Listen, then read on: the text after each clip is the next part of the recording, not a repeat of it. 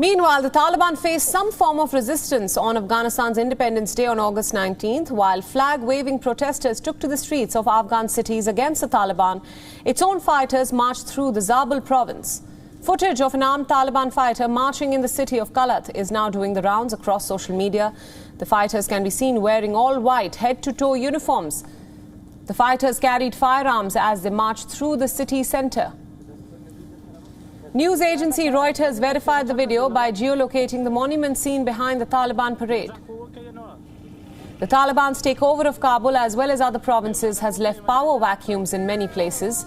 While thousands in Afghanistan are now fearing for their lives, there are some who are optimistic after the Taliban's takeover. Residents in Afghanistan's Ghazni city are hopeful that the Taliban takeover would bring peace and boost business across the country. Now, it's important to note that Ghazni is a southeastern city around 150 kilometers south of Kabul. That is the capital. And the Taliban forces entered the capital on August 15th. The Taliban had taken over Ghazni city on August 12th. And for residents of this city, life appeared to be returning back to normal with bustling bazaars and busy streets. In fact, one resident even welcomed the takeover, saying that the Taliban seemed to have a good system of governance, and another local trader said that he was hopeful that business would get better.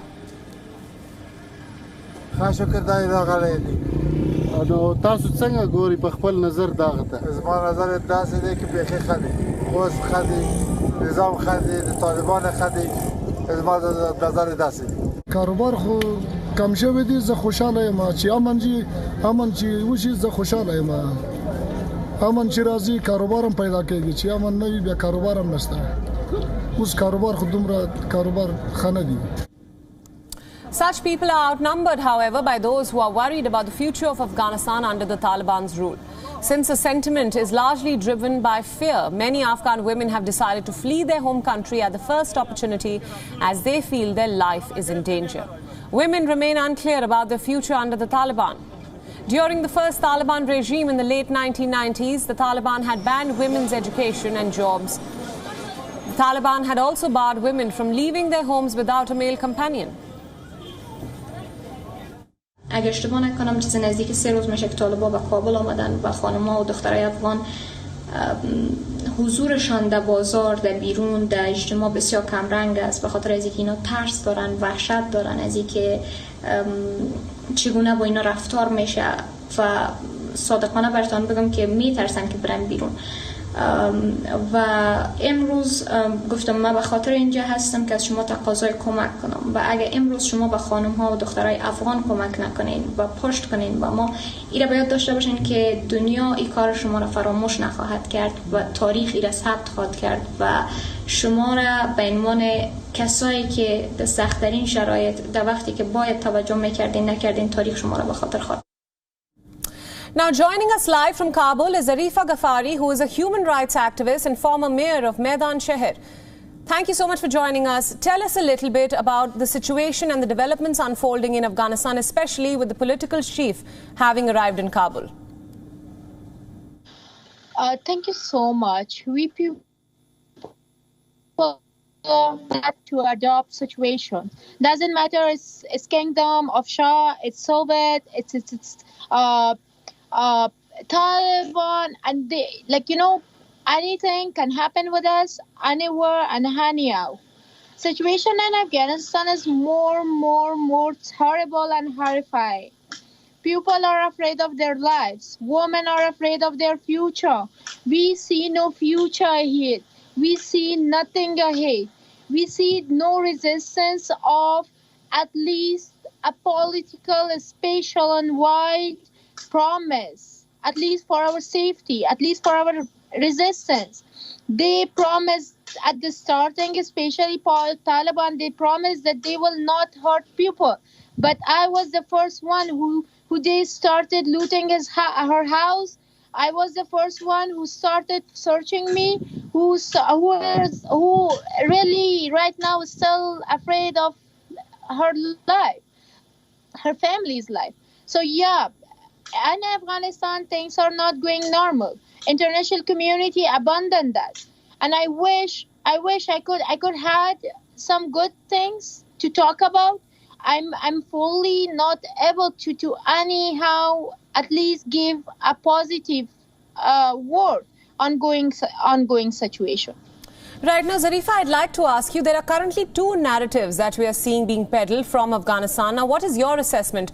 There is, of course, the narrative that streets are calm, people are looking forward to doing more business. That's what traders in Kabul are saying, that they're looking forward to coming out of corruption and being able to make more money, more jobs. And, of course, we hardly see any women on the streets of Kabul. So give us your assessment of the true situation in the capital of Afghanistan as of now.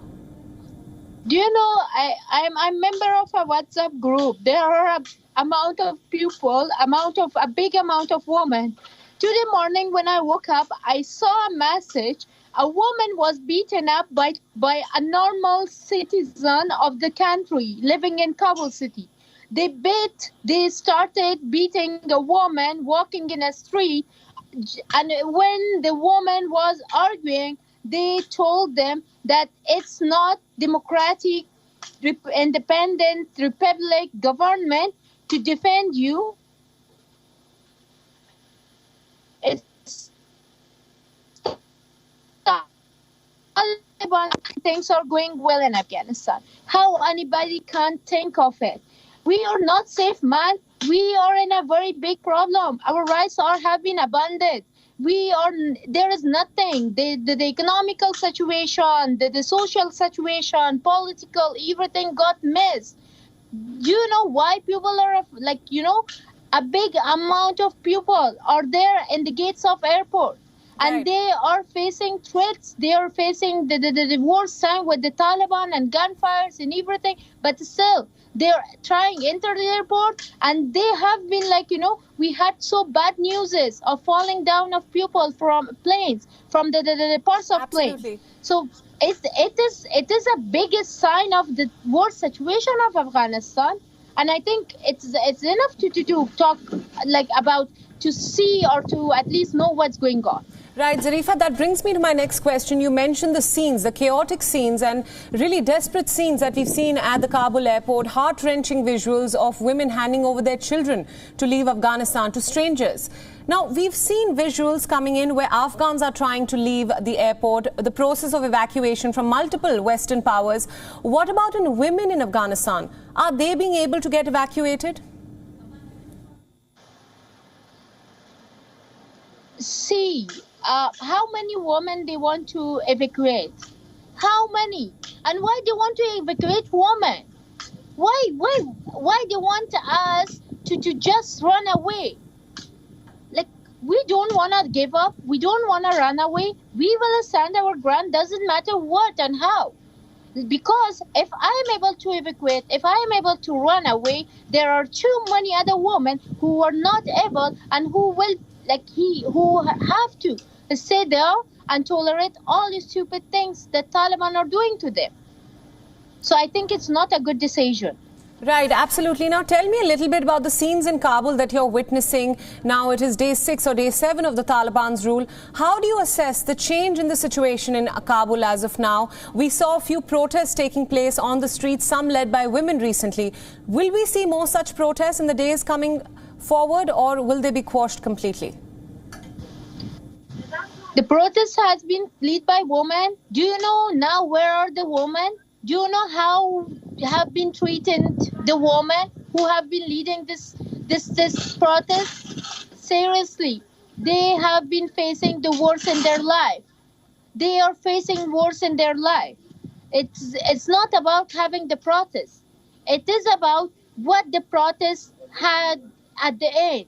So yeah, there was the big worst things, and especially now what I am watching in Kabul, it's just fear. It's just a big amount of threats. It's just a big amount of abandoning people in fear, people in problems, people are just afraid of their lives. I myself, I received more requests if I able to help people to evacuate. Right. But I'm not able to do anything. So what to do? Right. Do you know? Zarifa, you're saying that you're not able. Right. Right, absolutely. You're saying that you're unable to help out the many women or men that are asking you or pleading you for help as of now. Let's talk about the fact that several countries, including China, Russia, are now legitimizing the Taliban. They're agreeing to talk with the Taliban, including the UK, in fact, recently. So how do you see these developments panning out in the future? Will the Taliban be the new government in Afghanistan? And how will this bear for the women in the country? I don't think Taliban have a vision for women. If they have, then let's talk. I, as a representative of women and women of Afghanistan, as an angel for peace, they're ready to talk to them, to negotiate. If they want to govern, they won't govern without women. If they want to stay, if they want to resist, they need to talk to us. Right. Otherwise, I don't think they will be able to resist. Zarifa, thank you so much for those powerful remarks about the current ongoing developments in Afghanistan. Thank you for joining us on WION World is One. WION World is One is now available in your country. Download the app now and get all the news updates on the move.